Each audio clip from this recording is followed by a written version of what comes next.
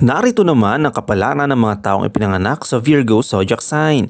Bilang isang Virgo, kilala ka sa pagiging malikhain, masining at perfectionist. Dahil sa impluwensya ng iyong ruling planet na Mercury, magaling kang magpahayag ng iyong damdamin sa tamang oras at paraan. Ikaw ay likas na mapaglingkod sa iba, madalas na tumutulong sa mga kaibigan at lumalahok sa mga gawaing kawang gawa. Ayon sa Virgo horoscope ngayong taon, ito ang taon ng paglago, balanse at masiglang opportunities para sa mga Virgo. May mga hamon, ngunit kaya mo itong harapin ng may determinasyon at praktikal na pananaw.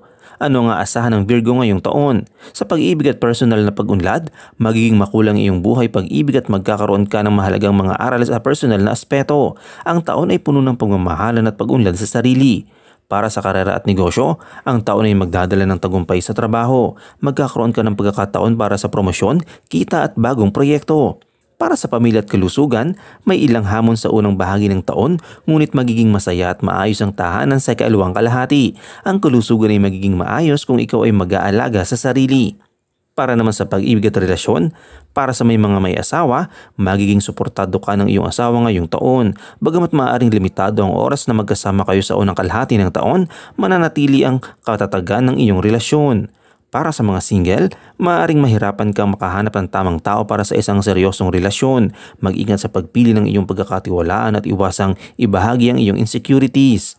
Para sa mga may romantikong relasyon naman, ang taon ay puno ng romansa at pagmamahalan. Maaaring magdesisyon ka ng dalhin ang iyong relasyon sa mas mataas na antas. Para sa karera at pananalapi, magiging maunlad ang iyong trabaho. Makakamit mo ang tagumpay at promosyon, lalo na sa mga bagong proyekto o ideya. Kung ikaw ay nasa negosyo, maganda ang simula ng taon. Mataas ang kita at posibleng mag-expand ang iyong negosyo. Para naman sa pananalapi, magiging matatag ang iyong kalagayang pinansyal.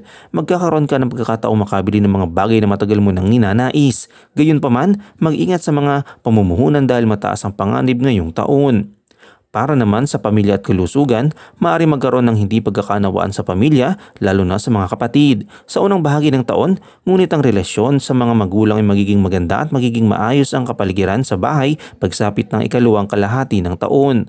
May ilang minor issues sa kalusugan, ngunit walang seryosong dapat ipag-alala. Magandang magsimula ng regular na exercise, yoga at simpleng paglakad tuwing umaga para sa mamanatili ang masigla. Ang 2025 ay magiging taon ng tagumpay, paglago at balanseng buhay para sa mga Virgo. Harapin ang taon ng may tiwala, pagiging praktikal at positibong pananaw.